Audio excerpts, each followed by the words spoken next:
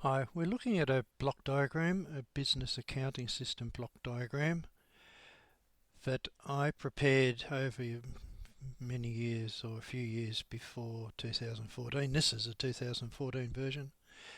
And I just thought I'd try and explain what I gleaned from looking into how accounting works. Now, I'm not an accountant. I'm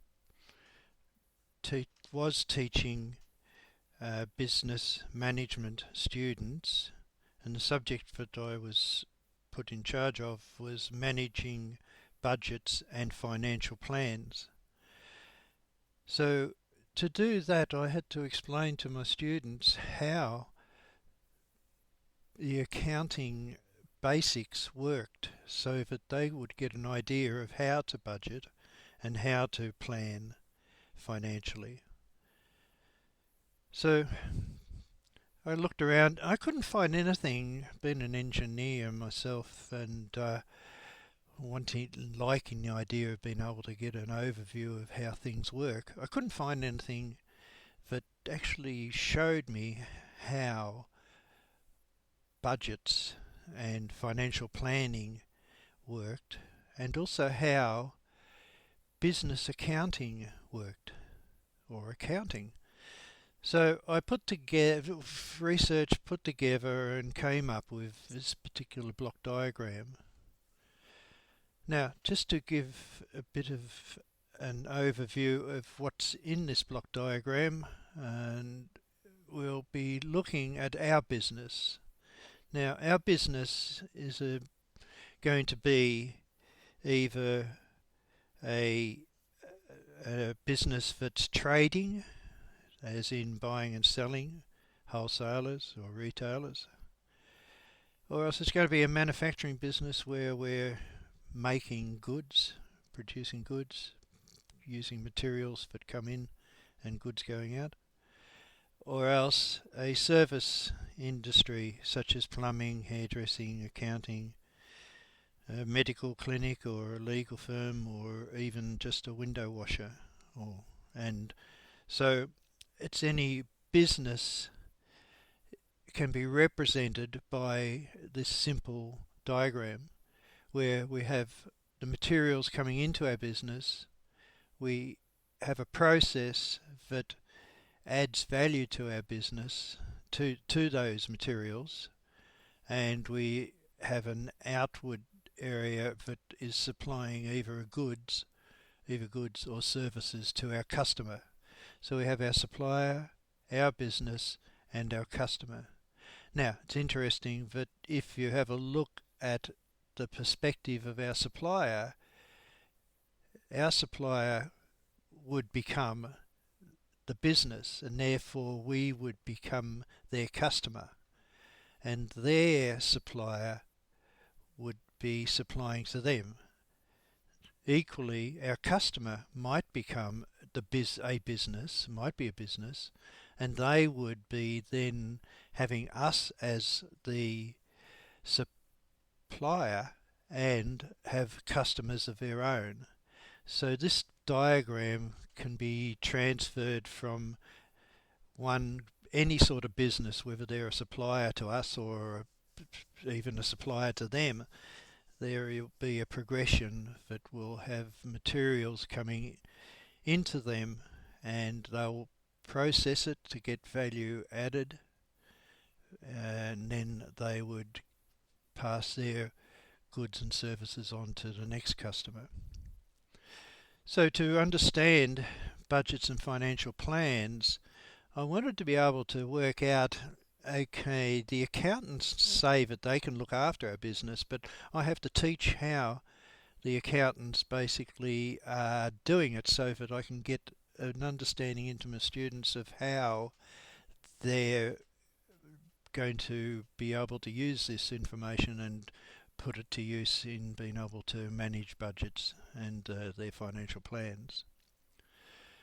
And what I found out is that the accountants use journals, which basically are just diaries of activities that are taking place on a day-by-day basis and are recorded from then that particular day onwards.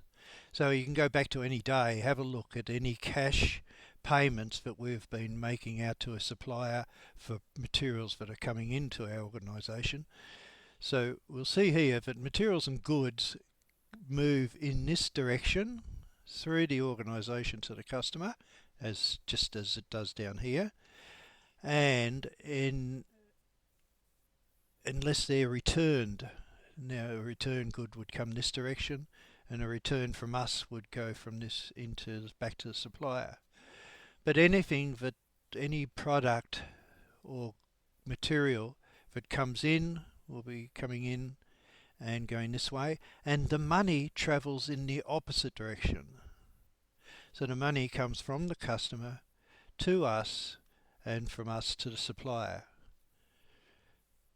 So the journals, any money that we're paying out to the supplier will be recorded in the cash payment journal.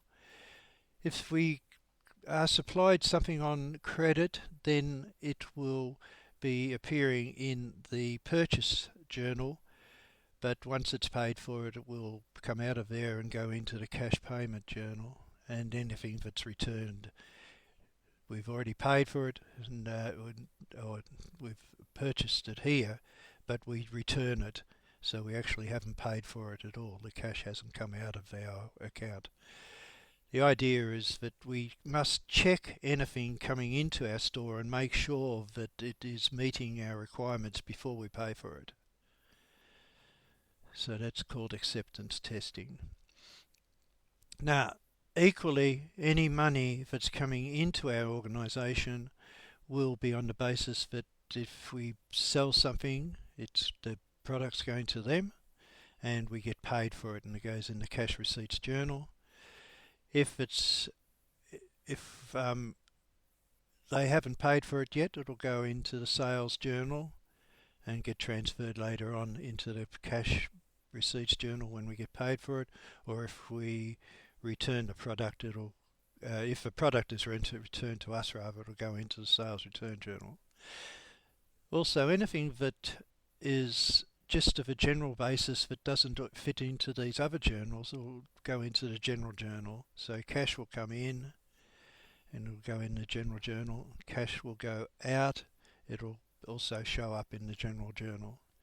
The other journal that we have is for payroll, money that's been paid to our people who are within the business.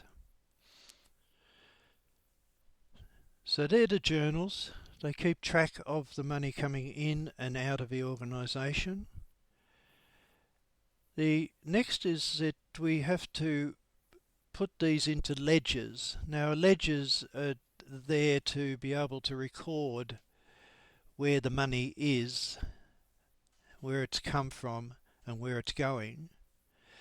So the purchaser's ledger will be for the money that we're paying out to the customers. The accounts ledger will look at the money that's owed to us. The inventory ledger will look at materials that are in our store. We have also, while we're on the side, the payroll ledger looking at the money that's been paid to our staff. We also have the cash in bank subsidiary ledger, the sales ledger, recording any sales that we've made, and the accounts receivable ledger, recording any sales that we've made but haven't received our money yet, and also any inventory that we have of goods that are in this outwards store. But also anything that's within the process, which is jobs in progress, is also recorded in this ledger here, jobs in progress ledger. So these ledgers are recording the monies that are happening at the time and they're progressing all the time. Now, a general ledger is a different sort of ledger, though. It's looking at what's happened and and at a particular time. So it's gathering all of the information out of the subsidiary ledgers and either putting them into one of these 6 different areas. The assets, that's what we own. Anything that we own will be listed in the assets, which is in the debit side. Credits, liabilities, anything that we owe. Revenue, money that's coming into the business, and expenses, money that are going out of a business. And the cost of sales. The cost of sales is it's the money that it's cost us to make the products that have been sold. And the owner's equity. This is money that's not part of a business. It's money, it's the value of the business that the owners have within the business. So the owners don't have the money, but it's because the money is in the business. But this is how much money they have invested within the business. Now, the owner's equity is equal to the rest of this, which we'll see in a minute when we're looking at the financial position, but in the reports. So this, when we add up all these on the debit side, we get a total. We add up all the ones on the credit side, we get a total, and we balance the books to make sure that they're the same. If the books don't balance, we have to go back and find out where it's wrong, fix it, and come back and do another balance to look at balancing the books again. Make sure the books balance. So we've had a look at the journals, the subsidiary ledgers, and the general ledgers. Next is the reports that we can produce from doing a balance of the books, and we can get from the general ledger. First one is the financial position of the business. Now this financial position of the business is looking at the balance sheet.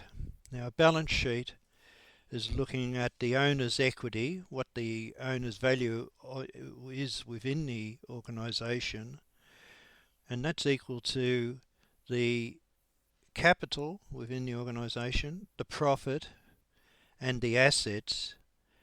So that's everything that we own, minus the liabilities, everything that we owe. So the financial position is what we own minus what we owe. Next is the financial performance. This looks at the profit or loss that the business has made over a period of time. So the position is at one particular point in time. What's the position of the organisation at the moment? The performance is over a period of time, might be a 6-month or a 12-month or even a shorter period, looking at how the business is going, how much money has it made, what is the profit that it has made within that period. And the profit is looking at the revenue received from sales minus the cost of the sale, cost of making the product or service, minus operating expenses. So the performance is the profit, so it is the what we've spent minus what we've received. What we've received minus what we've spent. It's looking at money that we've made. The next one is looking at the bank situation. So we're interested at the cash at the bank. We want to make sure that we have got enough money in the bank to be able to pay for things, and the money in the bank at a particular time is looking at what the money was minus um, the plus what comes into the bank minus what goes out of the bank. So the new balance will be the old balance plus money coming in minus money going out. So they're the reports that tell us how our business is running. So this was very important for our students to understand when we're trying to do budgets and financial planning. And when I was able to show them this diagram, at least they got some sort of perspective of how the planning can be considered with looking at how to reduce the value of our materials coming in to be able to make sure that the value of the products going out is maximised and being able to satisfy the customer's needs.